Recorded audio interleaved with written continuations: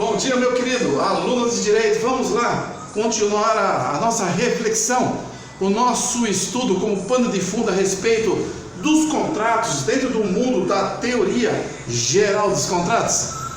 Que bênção, vamos lá? Pois bem, nós observamos vários contextos em relação à formação, à importância, à excelência dos contratos. Agora, o tema deste vídeo, ele é sucinto a respeito dos princípios que regem, que protegem, que abraçam os contratos. E esses princípios, nós temos alguns deles, e estaremos então citando a você, caro colega, futuro advogado, aluno de direito. Então, guarde esse princípio, os princípios contratuais, o princípio da vontade das partes, que praticamente foi o nosso vídeo de número 6. A vontade está relacionada com consentimento, é a mola central, é o alicerce, é a estrutura do negócio feito, da transação feita entre as partes.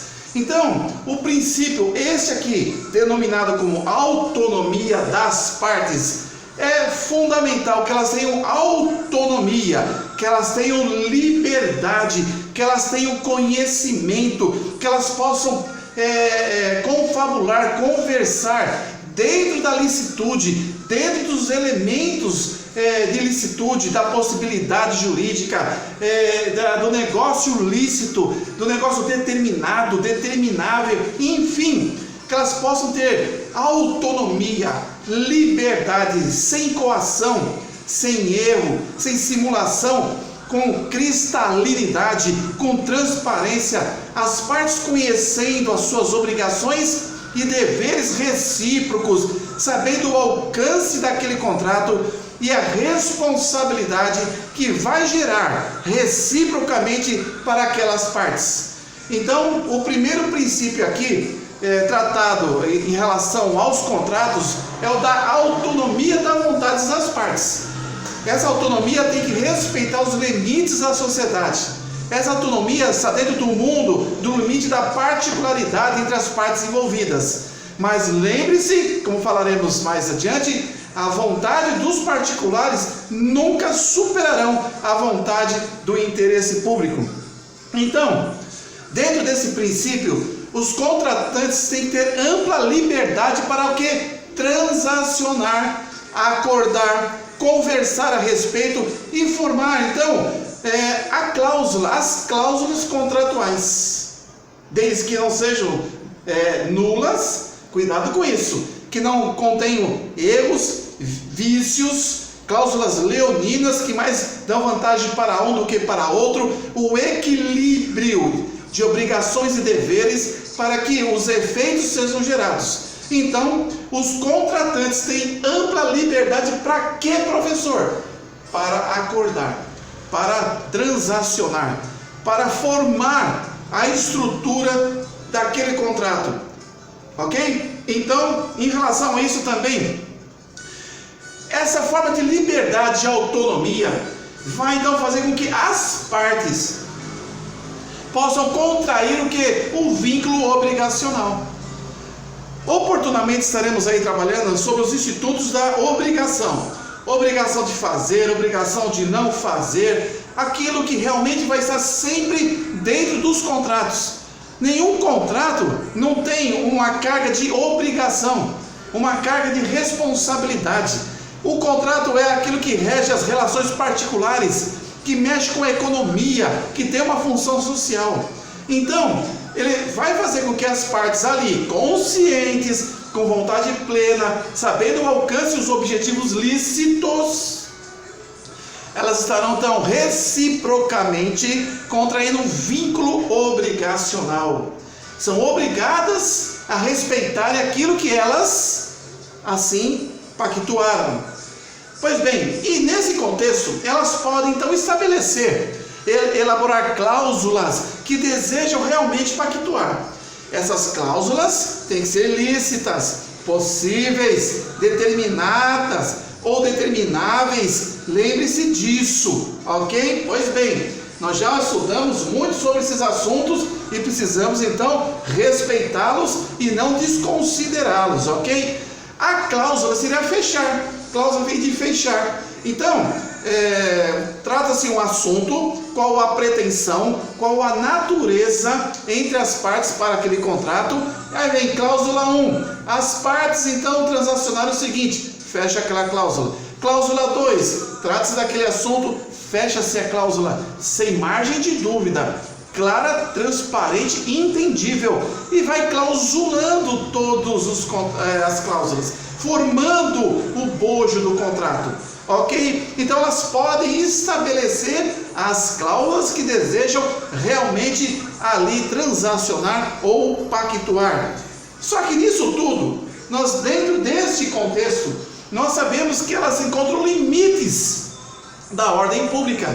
Esses contratos, eles não podem ser ilícitos e ao mesmo tempo eles têm que estar limitados, porque limitados através da ordem pública. Eles não podem deixar de atender à função social, que é o nosso próximo princípio que nós vamos conversar. Então, ficou muito claro que o interesse da sociedade sempre prevalecerá. O que, professor? O interesse da sociedade sempre prevalecerá em relação ao interesse individual ou particular.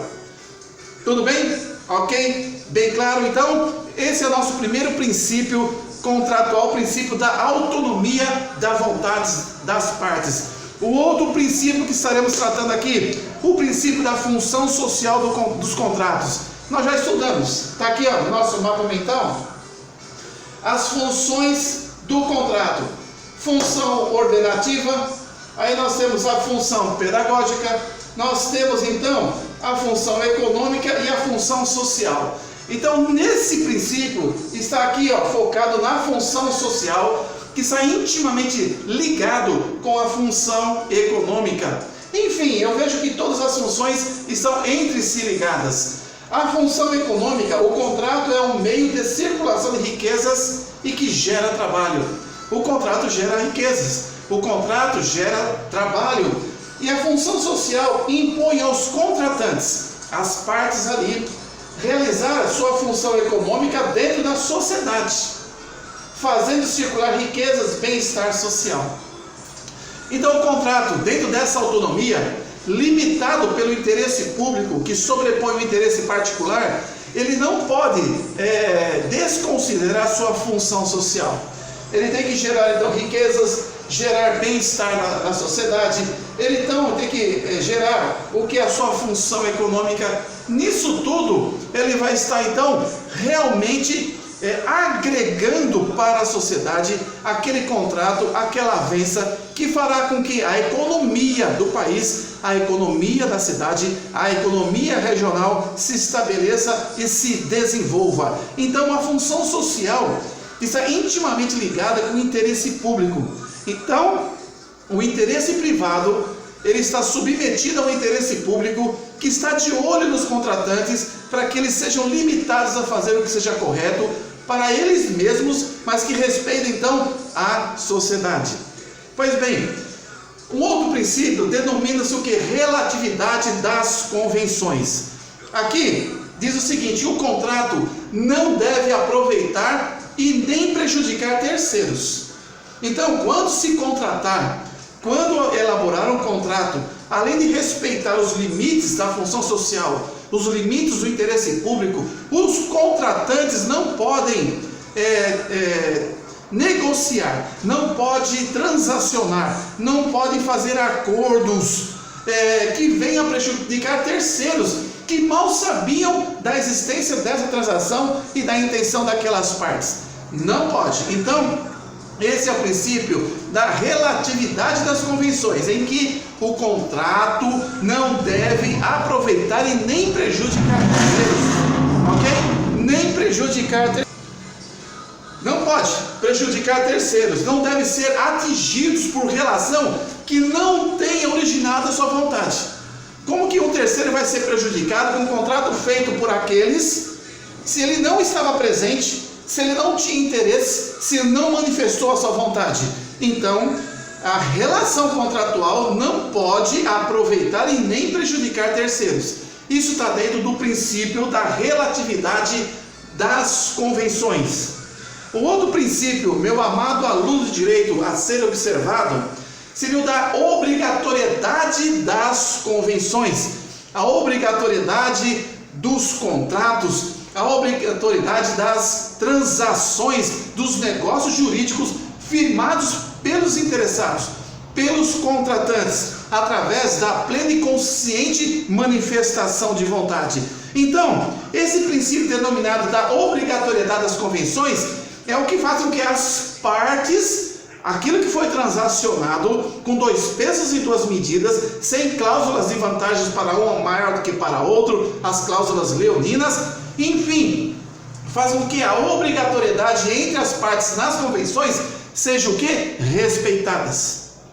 Que cada cláusula seja respeitada, que cada determinação lícita, possível, determinada e determinável seja ali possível e respeitado. Então o contrato ele possui o quê? Uma força vinculadora entre as partes contratantes, fazendo lei entre as partes. É o que nós denominamos de pacta sunt servanda, lei entre as partes. Aquilo que foi tratado entre aquelas partes diz respeito àquelas partes, sendo limitado pelo interesse público, fazendo a sua função social, mas não pode interferir na minha vida e nem nos meus negócios particulares, porque senão fica errado essa questão, ela é imprópria.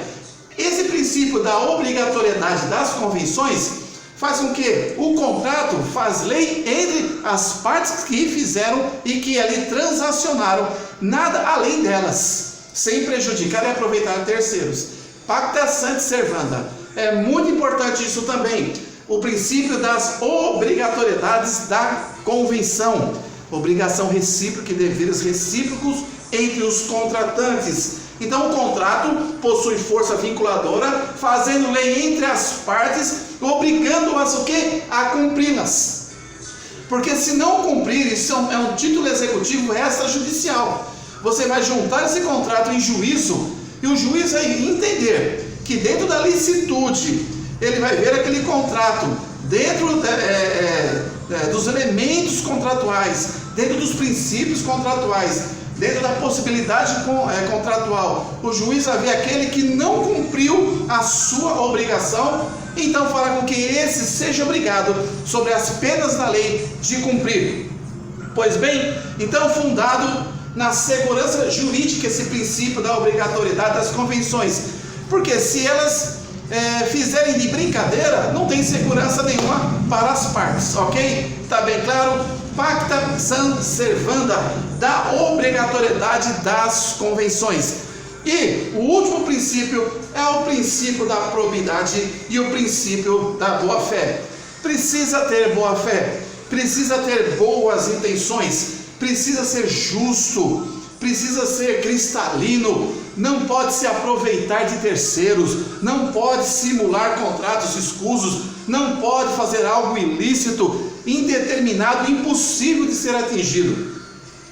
Nesta questão, a boa-fé é fundamental em tudo, nas relações particulares, dentro da sociedade. E lembrando-me, a respeito do princípio anterior da obrigatoriedade das convenções, excetua-se essa obrigatoriedade, desculpa o trava-língua, por exemplo, quando justifica o seu não cumprimento através de situações alheias à vontade daquelas partes, como o caso fortuito ou de força maior. Enfim, dentro dos princípios contratuais, nós temos o da autonomia da vontade das partes, da função social do contrato, da relatividade das convenções, da obrigatoriedade das convenções e o princípio da boa-fé. Que a sua peça contratual possa conter esses princípios para que você possa realmente florear a sua peça, mostrar realmente os objetivos e a finalidade daquele contrato.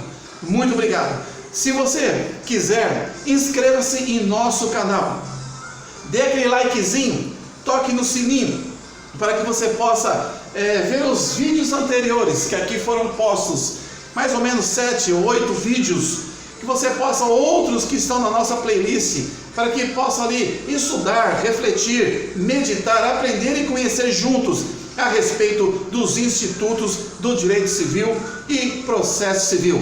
Muito obrigado, fica com Deus.